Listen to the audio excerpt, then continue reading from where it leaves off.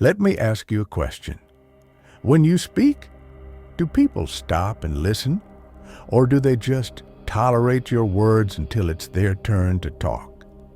Think about it. If you've ever felt like your words don't carry the weight they should, it's time to address why. It's not always about what you're saying. It's about how you're saying it.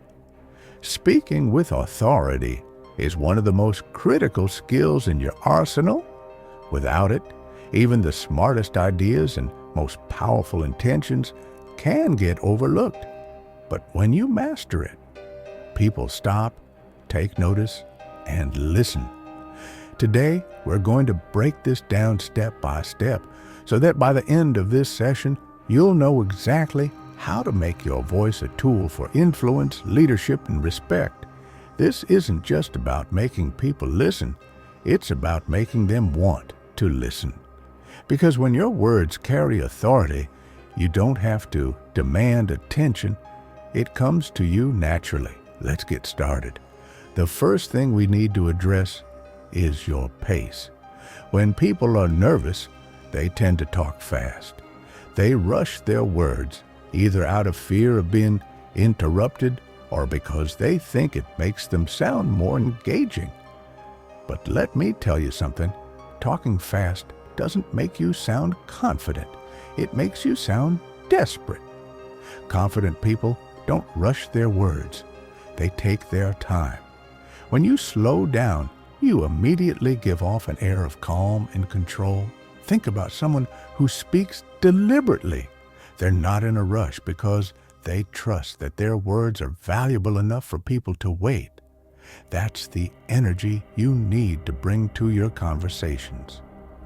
From now on, practice slowing down when you talk. Add brief pauses between sentences to let your words sink in. It might feel awkward at first, but trust me, those pauses will make people lean in and pay attention. Let's talk about your tone of voice. Did you know that people subconsciously associate deeper, steady tones with authority? If your voice is high-pitched, shaky, or weak, it's hard for people to take you seriously. Now, don't get me wrong. You don't need to fake a deep voice, but you can train yourself to speak with more resonance and strength. Here's how. Practice speaking from your diaphragm, not your throat. Take a deep breath, hold it, and then speak as you exhale. You'll notice that your voice naturally becomes fuller and more grounded. Do this regularly, and over time, your voice will project authority without you even trying. A strong, steady tone tells people that you're in control and that they should listen to what you have to say. If you want to sound confident, you need to cut out the filler words that sneak into your speech. Filler words make you sound unsure of yourself, and people pick up on that.